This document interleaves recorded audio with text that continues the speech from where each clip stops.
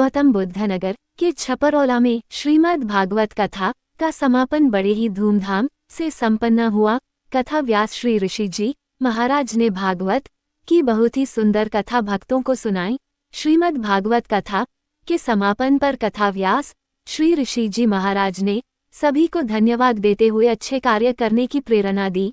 इस अवसर पर सामाजिक कार्यकर्ता श्री दिलावर यादव ने श्री ऋषि जी महाराज को भागवत गीता का दिव्य अलौकिक ग्रंथ भेंट किया। श्रीमद् भागवत कथा के समापन पर विधि विधान से हवन कर विशाल भंडारा किया गया। श्रीमद् भागवत महापुराण की कथा में धर्मेंद्र त्रिपाठी, राम सजीवन, धर्म जायसवाल, रामकेश, बबलू कश्यप, परशुराम पांडेय, कृष्णनंद त्रिपाठी, मंजीत यादव, चरण सिंह यादव, राजसेन, डॉक्टर नंदकिशोर, दयावती, चंदा आदि ने प्रमुख भूमिका निभाई।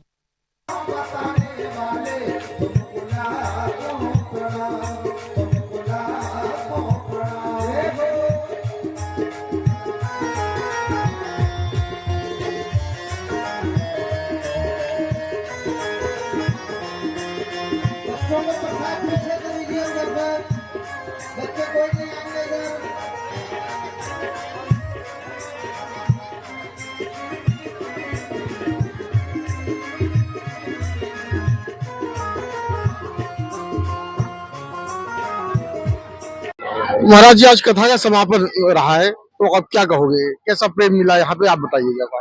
यहाँ का बहुत ही सुखद अनुभव रहा। हर तरीके से लोगों का सहयोग रहा, भगवान की कृपा रही। यह कार्यक्रम सानंद सफल हुआ और संपन्न हुआ। अच्छा महाराज जी, जैसे मैंने आपकी कथा में देखा कि आप जो हिंदू धर्म में कुछ कुरीतियां हैं उनके खिलाफ आप बोलते हो, जो बहुत कम लोग संत बोलते हैं, लेकिन आप जो बोलते हो एक तरीके से क्रांति का काम कर रहे हो। तो आपको कहीं कुछ भय नहीं लगता है कि कहीं आपसे लोग नाराज ना हो जाए? देखिए, धर्मो रक्षते रक्षिता। धर्म की हम रक्षा करेंगे तो धर्म हमारी रक्षा करेगा। हम यदि ये चोला पहन करके यहाँ घूम रहे हैं, आ रहे हैं, वक्ता हैं, तो हमें धर्म के लिए मुखरतापूर्ण अपनी बात रखनी चाहिए। उसमें भय कैसा? भय तो हरने वाले भगवान है। अब भयभीत होकर के कोई कार्य थोड़ी करेंगे। भय मुक्त होकर के जब धर्म के लिए आगे बढ़ेंगे तो धर्म की स्थापना होगी, धर्म भी आपकी रक्षा करेगा। तो आज यहाँ पे आपको 7 दिन हुए कथा करते हुए, और अब आपके द्वारा यहाँ पे कहा जा रहा है कि आप चंडी यज्ञ भी आप करिए, तो लोगों की आप उनसे बहुत ही स्नेह आपके अंदर जाग गया है, तो क्या क्या कहोगे?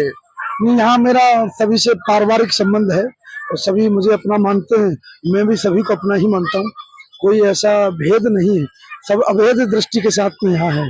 सभी का प्रेम है और प्रेम के कारण ही ये सब कार्यक्रम हो रहा है। पहली बात तो महाराज जी के लिए बहुत बहुत आभार है, और हम लोगों के प्रार्थना से महाराज जी यहाँ पे आए और हम लोगों को ये श्रीमद् भागवत जो धारा बह रही है उसमें हम लोगों ने सभी भक्तों ने डुबकी लगाई, और बहुत बहुत महाराज जी का आभार है कि इनके योगदान से और इनके श्रीमुख से हम लोगों ने एक कथा सुना। महाराज जी जो है धर्म के पहले सिपाही थे, मैंने इनका सिपाही वाला रूप भी देखा है, और आज ये धर्म के कप्तान बन गए हैं।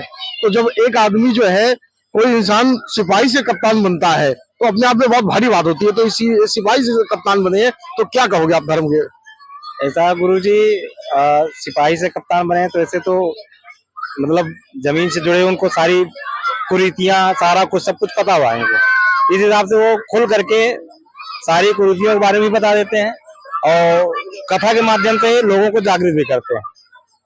महाराज जी जो है, मैंने देखा है कि व्यास गद्दी पे बैठ के मैंने अधिकतर महाराजों को देखा है, वो घमंड से हमेशा चकनाचूर होते रहते हैं। लेकिन महाराज जी जो जैसे वो जब अलग हैं, बिल्कुल व्यास गद्दी से अलग, वही स्वभाव इनका व्यास गद्दी पे रहता है। बिल्कुल ये एक गार्जियन के हैसियत से लोगों को समझाते हैं कि ऐसा करना चाहिए, ऐसा नहीं करना चाहिए। तो आप क्या कहोगे इनके बारे में? देखिए, संतों का स्वभाव ही ऐसा होता है, न तो उन्हीं से किसी का भेद होता है, न कोई भाव होता है, सबको समान दृष्टि से देखते हैं। और व्यास जी में ये विशेष खासियत है, इन्हीं वजह से लोग इनसे जुड़े हुए हैं, और इनकी कथा में जो अमृतपान होता है इनके मुख से, वो बहुत ही आनंदित करता है। तो इनके अंदर घमंड का बिल्कुल एकदम रत्ती भर मैंने देखा है, कहीं कुछ अंश नहीं है। जहाँ साधु की बात आ गई, साधुवाद आ गया, वहाँ घमंड का कहीं नाम ही नहीं है। साधु तो बहुत है, मैंने बहुत से साधुओं को देखा है। ये साधु वो साधु नहीं है, ये अलग। संत का मतलब होता है सब कामनाओं का अंत, उसका नाम होता है संत, और ये हमारे गुरुजी वही है। अच्छा, पहली बार भागवत में आया हूँ। पहली बार आए हो भागवत में? तो गुरुजी की बातें समझ में आई? हाँ। अच्छा, गुरुजी गेम खेलने के लिए भी मना करते हैं कि ज्यादा जो है मोबाइल में गेम मत खेलो, तो आप मानोगे? तीर्था तीर्थराज संत का समागम है, जिनके की ज्ञान के द्वारा लाभान्वित होकर के यथा सुवंजन अंज दृग साधक सिद्ध सुजान कौतुक देखत शैल बन भूतल भिंद निधान। जो हम नहीं पहचान सकते, जो मैं नहीं देख सकते, अज्ञानता में डूबे हैं, इनके ज्ञान से लाभान्वित होकर के हम उन वस्तुओं को पहचान लेते हैं जो हमारे लिए मोक्षदायी होती हैं। क्या कहोगे? क्योंकि बहुत से लोग, मैंने अभी यहाँ पे पीछे कई लोगों से मैंने जाना, तो सब लोग बोले कि हम इन्हें कथावाचक नहीं, इनको हम लोग भगवान के स्वरूप देखते हैं। गुरु जी के बारे में ये बोलना चाहते हैं कि गुरु जी की जो वाणी है बहुत सुंदर है, बहुत अच्छी है। इनकी भाषा जो है समझ में आती है सबके। इनके वाणी में अमृत वर्षा है। गुरु जी के वाणी में यही बोलना चाहता हूँ, बहुत अच्छे आदमी है, बहुत। हाँ, क्या कहना चाहोगे आप गुरुजी के बारे में? क्योंकि यहाँ पे मैंने देखा है कि लोग जो है गुरुजी को गुरुजी ना मान के इन्होंने भगवान का दर्जा दे दिया, जो अपने आप में बहुत भारी बात है। गुरुजी ऐसे सरल स्वभाव के हैं, जहाँ जाते हैं अपने परिवार जैसा ही सबको समझते हैं। इसीलिए आज गुरुजी को गुरुजी न मान के अपने परिवार के रूप में सारे लोग देख रहे हैं। इसीलिए कहते हैं गुरुजी हर साल आप आओ, हर साल ये आप कथा सुनाओ। सारे लोग बहुत आनंदित है, सभी लोग की यही अभिलाषा है कि गुरुजी हर बार आए और हर बार गुरुजी के त्रिमुख से भागवत सुनने का सौभाग्य प्राप्त हो।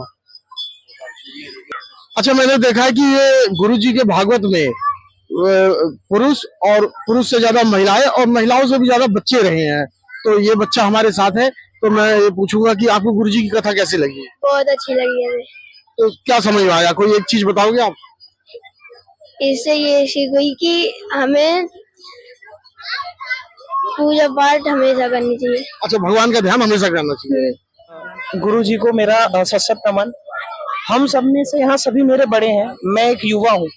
तो अमृतवाणी से, गुरु जी के अमृतवाणी से जो भागवत यहाँ आज संपन्न हुआ है, उसमें हमें ये बताया गुरु जी ने कि जब राजा परीक्षित जी एक भागवत करके जब स्वयं सभी देवी देवताओं को एक भागवत में एकत्रित कर सकते हैं, तो हमने गुरु जी के अमृतवाणी से हमने ये कथा का श्रवण किया और हमें साक्षात सभी देवी देवताओं के दर्शन हुए। तो मैं गुरु जी का बहुत कृतज्ञ हूँ कि उन्होंने अपने अमृतवाणी से हम लोगों को कृतज्ञ करा, हम लोगों को इतना अच्छा अवसर दिया कि हम भागवत में सम्मिलित हो सके। ये कथा को हमने सुना, तो गुरु जी को मेरा सत नमन, धन्यवाद। आप लोगों ने कथा बहुत प्रेम से सुनी, नहीं तो अधिकतर हम लोग भागवत में जाते हैं, वहाँ मुझे बच्चे बहुत कम मिलते हैं, लेकिन आप लोगों ने यहाँ पूरा 7 दिन कथा सुनी, तो क्या कहोगे आप? ये जो महाराज जी है जिन्होंने ये कथा बोली, वो बोलते ऐसे इतने प्रेम से है कि कान खुद खुल जाते हैं सुनने के लिए। और जगह मैंने देखा है जहाँ की बच्चे सुनते नहीं है, इधर से उधर कूदते हैं, इधर से उधर करते हैं, लेकिन जो यहाँ महाराज जी भागवत बोलते हैं, यहाँ इतने प्रेम से बोलते हैं महाराज जी, इतने आराम से बोलते हैं कि खुद मन करता है सुनो इसे। बहुत ही अच्छे से हर एक शब्द को हमें समझ में आया और हमेशा मैं चाहूंगी कि ऐसी हमें सुनने को मिले कथा। तो ये महाराज जी ये दूसरी बार भागवत हुई है, हाँ, तो चाहती हो कि आप तीसरी बार भी महाराज जी यहाँ करें? बिल्कुल बिल्कुल हो। और महाराज जी हमें ये कथा सुनाए, बहुत ही अच्छे से सुनाते हैं, हमें एक एक शब्द अच्छे से आता है समझ में।